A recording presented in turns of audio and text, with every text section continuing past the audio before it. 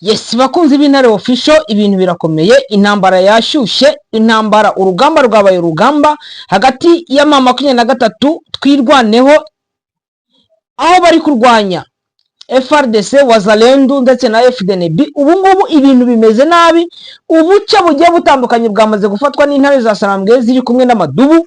Ubona ko ibintu byakomeje gukomera kandi n'ubu ngubu bigikomeje gukomera, aho rwose ubona ko uru ni urugamba, aho ndetse Wazalendo na FRDC batangiye kuvuga yuko M23 yatangiye kuzana drone. Ubu ngubu urumva ko ari ibintu bitoroshye. Generali Gakobanya ni muri Minembwe arasimbutse, intare za Sarambwe ziramushijwe ziri kumwe na twirwanaho. FRDC irarega M23 gukoresha drone za kamikaze.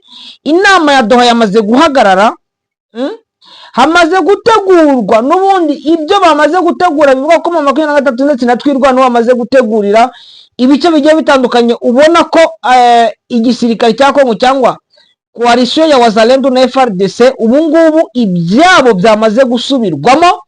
Guverineri w'intara ya Kivu y'Amajyaruguru Son Excellence Erasto Musanga ari kumwe na Son Excellence Monseigneur Willy Ngumbi, umunsi w'ejo biriwe muri paruwasi ya Nyakariba. Turaje ngo turebere hamwe ibyabereye hariya muri paruwasi ya Nyakariba, ariko tunarebera hamwe ku bijyanye n'urusaku rw'imbunda n'ubundi rukomeje kumvikana mu bice bitandukanye bya hariya muri teritware ya Masisi ndetse na teritware ya Karehe, Walungu na Kabare, Uvira na Fizi. Ayo ni amateritware avugwamo urusaku rw'imbunda. Ubona ko M23 twirwaneho bari gukora agashya, bari gukora ibintu bidasanzwe. Muri Ruberongo byitwaye gute? M23 nayo igomeje gukubita inshuro ino kwa advancinga. Ubona ko FRDC iri guhunga muri teritware ya Rucuro, n'ubundi harahumvikana urusaku rw'imbunda, ariko tutaretse no muri teritware ya Warikare. Turaje ngo tubirebere hamwe. Abajenerali bo muri FRDC, abajenerali bo muri Wazalendo, abakoloneli n'ubundi bakomeje gukubitwa inshuro ndetse bamwe bagafatwa matekwa.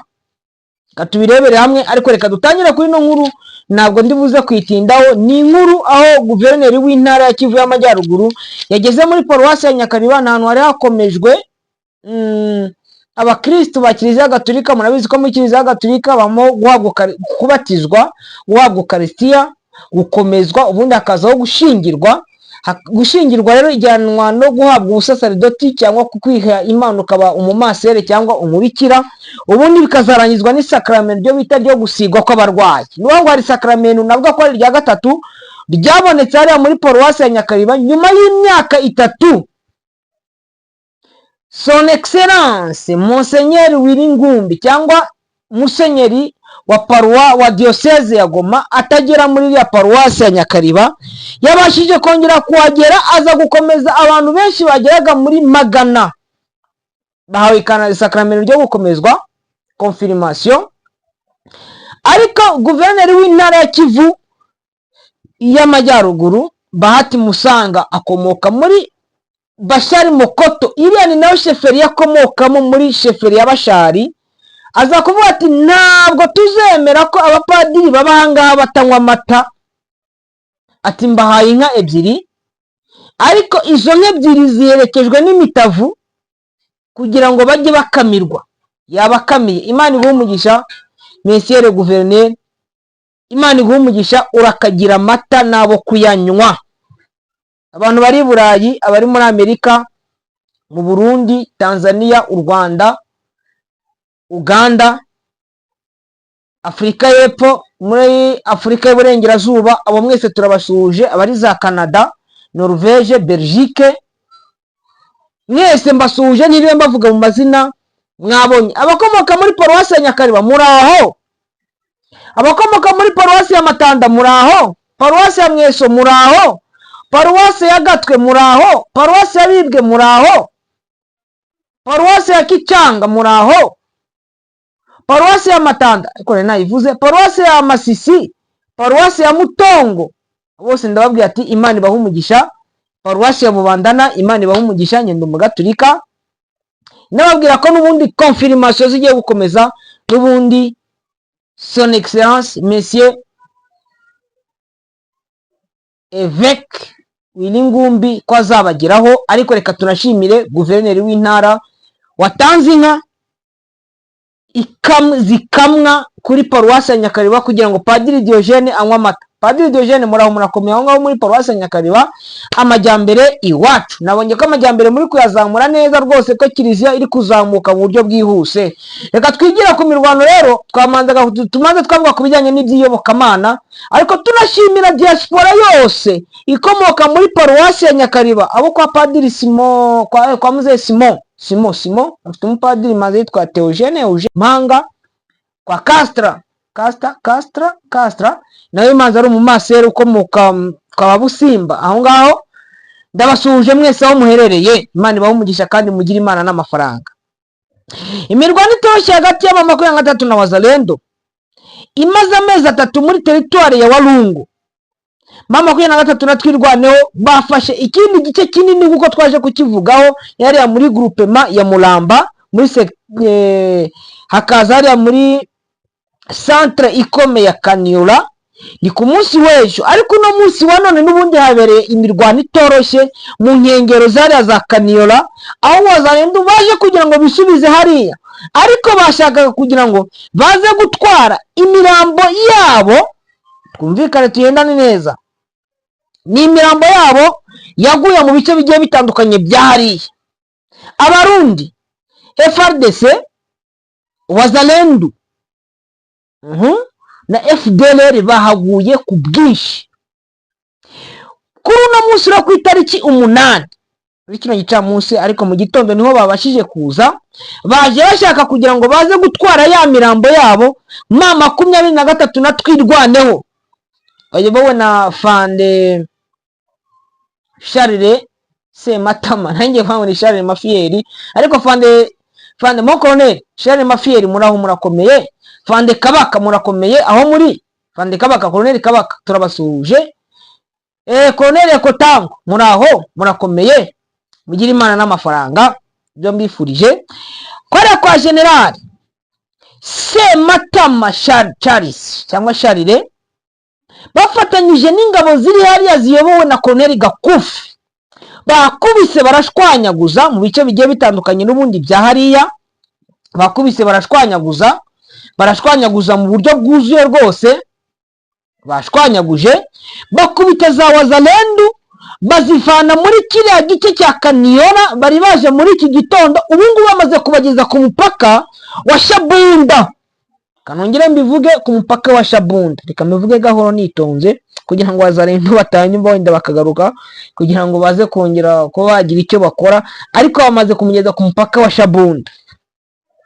Twirwaneho na 23 bakoresheje imbunda ziremereye, harimo Tweruvo, hari n'imbunda bari batsiza Wazalendo hariya.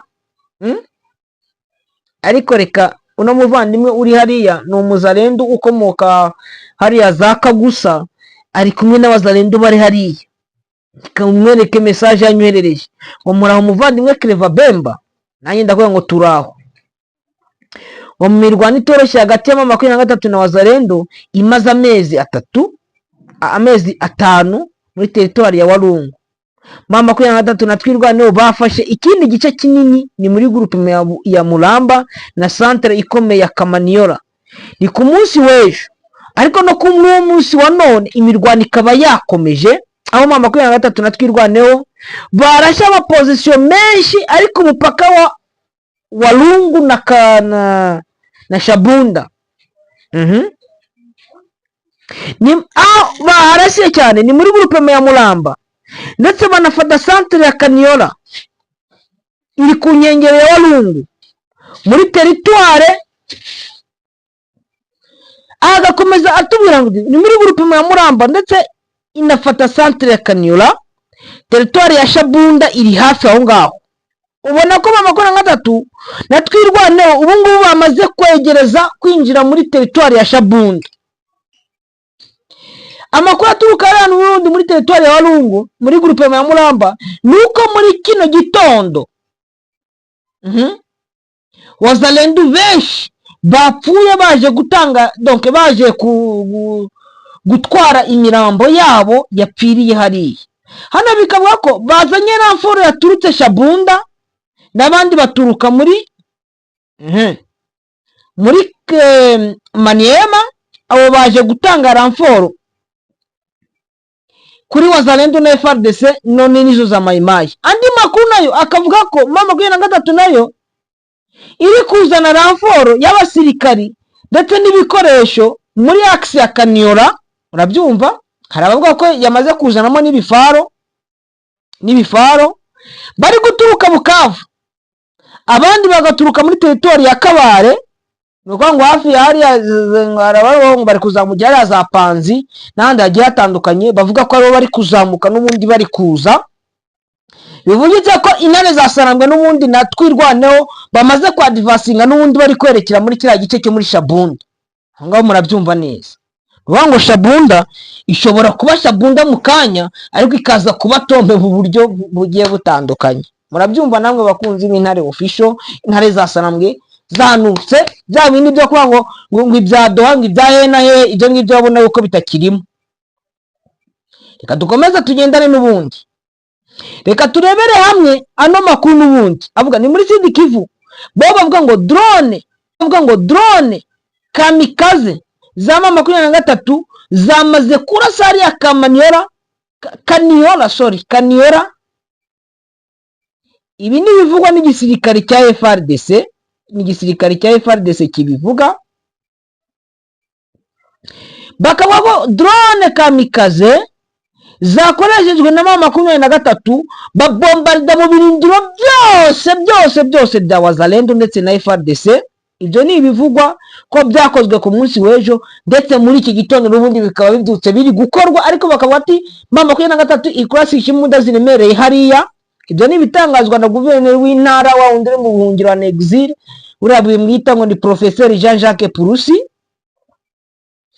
None ibyo Purusi avuga ari ati ngo coalition ya FARDC na Wazalendo na armée de l'armée burundaise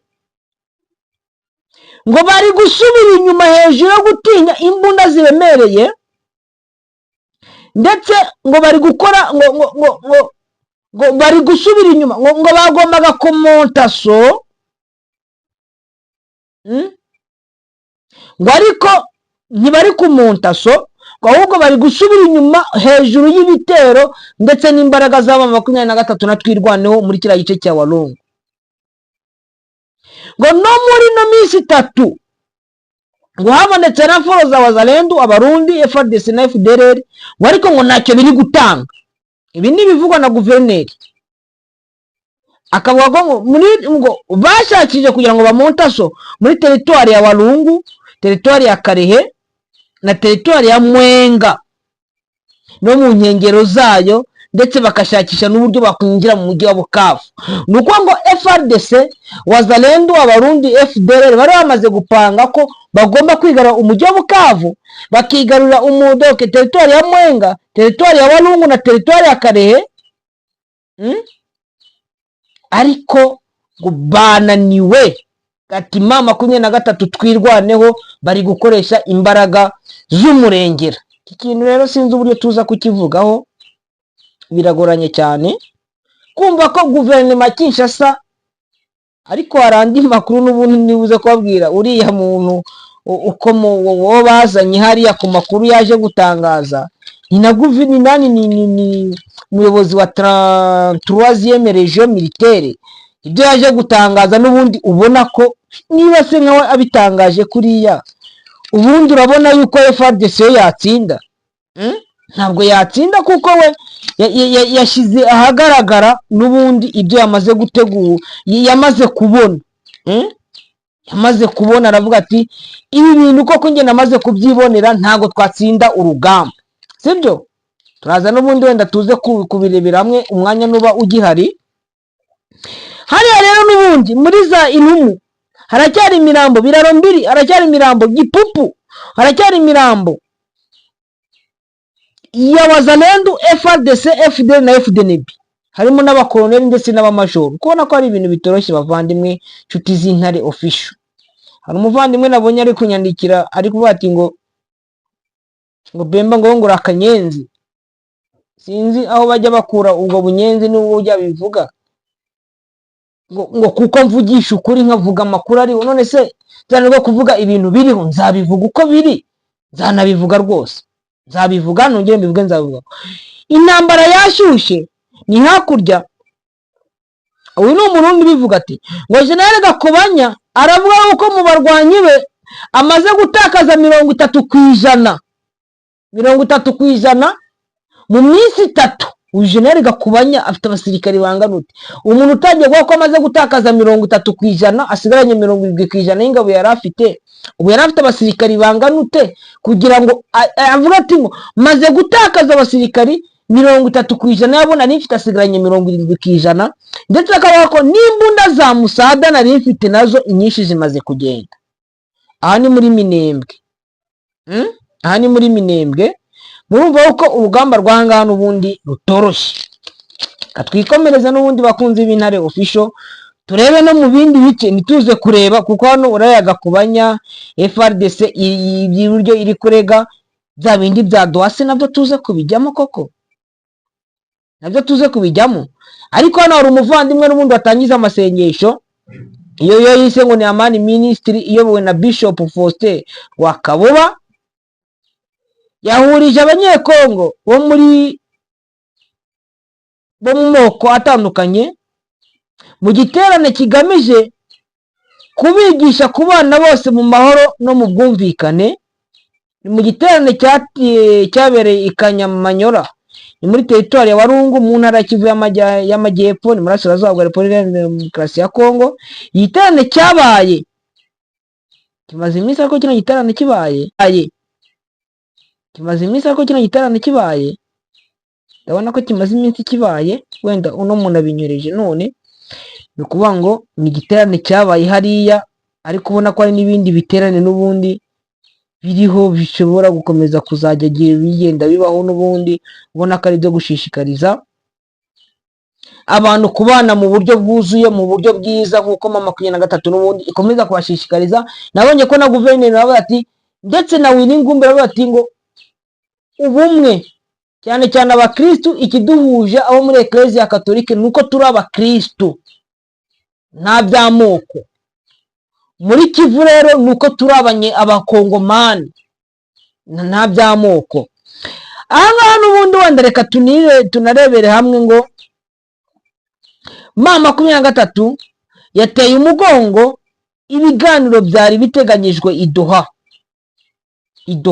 Hagombaga kubera ibiganiro n'ubundi ku itariki 8 z'ukwezi kwa 8, ariko byatewe umugongo. Alliance Fleuve Congo M23 yari yagaragaje ko itazitabira ibiganiro mu gihe leta ya Kongo itarafungura imfungwa 700 zayo. Mu gihe M23 yo yatanze ikemera ko babandi bari muri MONUSCO bagenda bakajya Kinshasa, ariko noneho igisirikare cya Kongo cyo kugeza amagingo aya ngaya ntabwo kiremera gufungura aba bantu bagira muri 700. M23 yasabye ko abo bantu bagomba gufungurwa. Urumva ko ari ikibazo navuga gikomeye, kuba guverinoma ya Kongo idashaka kugira ngo yubahirize ibyo bagiye baganiraho kugira ngo ibiganiro n'ubundi bikomeze. M23 yagaragaje ko itazitabira. No kuri wa gatanu byari biteganyijwe ko hakomeza ibiganiro hagati ya M23, Alliance Fleuve Congo na leta ya Kinshasa, ariko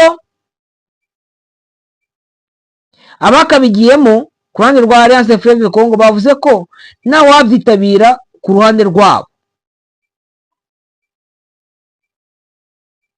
Abakagombye kubitabira harimo Maître René Abandi, Amani Kabasha, bagaragaye muri video yafashwe na Yannick Chisolo wo muri Alliance Fleuve Congo, bari mu bwato bw'ikiyaga cya Kivu berekeza Bukavu. Babigiriye Bukavu aho kugira ngo biyajye hehe i Doha. Nuko aho kugira ngo bafate indege bigiriye Bukavu. Izo ndege zanyu namwe mugende muzibane, twebwe twigiriye i Bukavu. Agenda bigira i Bukavu. bari mu bwato mu kiyaga cya Kivu berekeza i Bukavu, bavuga ko bagiye mu nama igamije gusobanura ibijyanye na Declaration de Principe yasinyiwe Doha. Urabizi ko ejo bundi nibuka ko hari ikiganiro cyabereye hariya mu ntara ya Kivu y'Amajyaruguru, aho hariya kuri guverinora provinciale afande General Major Emmanuel Sultani Makenga yagaragaye aganira n'abanyepolitiki, ndetse nyuma haza kuganira na bari abanyepolitiki n'ubundi barimo Benjamin Bonima n'abandi banyepolitiki baganira kuri biriya biganiro bya Doha. Noneho igikurikiyeho nuko bari n'abandi n'ubundi bagiye kuganira n'abandi banyepolitiki bari muri Sud Kivu bababwira ku bijyanye na Doha. Perezida wa Alliance Fleuve Congo, perezida wungirije wa Alliance Fleuve Congo cyangwa coordinateur cyane nawe perezida wa M23 Bertrand Bisimwa yumvikanye cyane mu mashusho ari ya Bukavu avuga ko batakwihanganira ibikorwa by'intambara bya leta ya Kongo, bakamenyesha umuhuza n'abandi bose bagira uruhare mu nzira zo guhura mu bijyanye n'amahoro ya Alliance Fleuve Congo 23 yuko bo batemera ibikomeje n'ibitero bikomeje kugabwa na guverinoma Kinshasa, banavuga ko bagomba gukuraho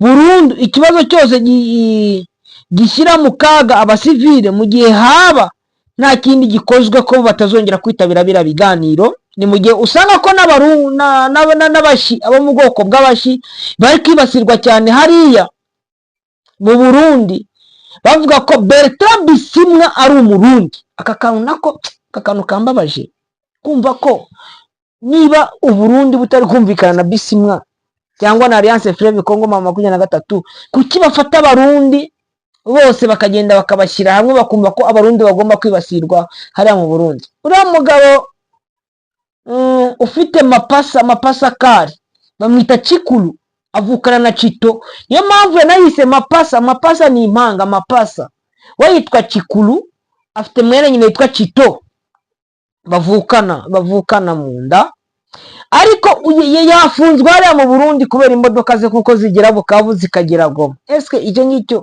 ngicyo baramufungira iki? Ubona ko hari cyo n'ubundi, ubona ko umuntu barafatwa bagafungwa bakagira gutya na gutya kubera ko umuntu ari gukorera mu mujyi wa Goma, activité ze zizajya mu Burundi, barangiza bagahamagara ngo ni mujye Doha. Pourquoi njye ntabwo mbyemera. Bertrand Bisimwa nawe yibereye mu mujyi wa Bukavu, abandi nabo bari abarene, abandi ba Amani Kabasha nabo bagombaga kujya muri Doha nabo bigiriye Bukavu, bafanye nzenze nabo wenda bagombaga nabo bibereye mu operation cyangwa bibereye mu bindi. Cyangwa ugasanga yuko nabyo ari ibintu twavuga ko biriya biri kubera Doha ko nicyo bizatanga, ahubwo imirwano izakomeza kuba imirwano. Bakunze ibinare officiel rero, amakuru ni menshi tugomba kubagezaho, ni menshi rwose. Reka mabwire ko amakuru ari menshi kuko turaza dukurikirane n'ubundi ibikomeje kubera mu bice bigiye bitandukanye hano hafi ya za Mweso, iyo hakurya muri za J10 hariya mu cyayi hari abasasu buri kumvikanamo. Turaje ngo dukurikirane ngo tumenye ubwo busasu bari abo kwa Domi bari kuburasa bagamije iki, bagambiriye iki? Se hari agace bari buze gufata? Pinga wenda nayo dushobora kuza kuyigarukaho mu yandi makuru n'ubundi mu kanya, ariko Pinga naho mu ishyamba si ryero. Muri Bashari Mokoto, Bashari Kaembe naho wenda Bashari Mokoto cyane, ariko Bashari Kaembe twabivuzeho kuko guverineri niho yarari, ndetse na nuriya musaza son excellence Monseigneur Wiringumbi. Turaza kurebera hamwe n'ubundi muri Kabare, ariko muri Walungu amakuru twagiye tuyabahereza Uvira na Fizi, Uvira na Fizi. Abantu benshi bakomeze kwibazana, abantu bamwe ati ngo Uvira ngo bimeze gute? Uvira icyo nzi cyo Uvira cyarimo FARDC, irimo Wazalendo, irimo FDNB, ariko Uvira mu gihe gitoya araba ari Uvira y'intare z'isanambwe zifatanyije n'amadubu, sibyo? mu Burundi naho byitwaye gute, no mu Burundi naho muraza kumenya amakuru yo mu Burundi uburyo uko ibintu bimeze. Reka tubifurize gukomeza kugubwa neza. Abatari bakora subscribe, mukore subscribe, musharinge kuri bino biganiro byacu byo kuri Intare Official. Ubundi noneho tugendera muri wa mujyo umwe, ibiganiro byacu tubibwire n'abandi baze badusange ku Intare Official, n'ubundi tubahereze amakuru y'umwimerere. Narindi noneho n'ubundi ngiye gukomeza rwa rugendo rwanye rwo kwinjira kuri tele, nkabagezaho ahantu henshi hagiye habera imirwano igiye itandukanye, uducemo 23 yafashe n'ahandi turebera hamwe tukamenya ngo urugamba rwo kubohora Kongo, urugamba rwa liberation 23 iri gukora rugeze he, rumeze ute, ruhagaze ute. Ibyo byose tugenda tubibabwira, tunabibagezaho n'ubundi mu buryo bwuje kandi mu buryo bweruye, tunabashishikariza n'ubundi gukomeza kujya mubana natwe. Imana ikomeze baho umugisha, mugire Imana n'amafaranga aho muherereye hose, murakagira amata nkuko guverineri yahereje paruwasi Nyakariba amata n'inka. Imana ibaho.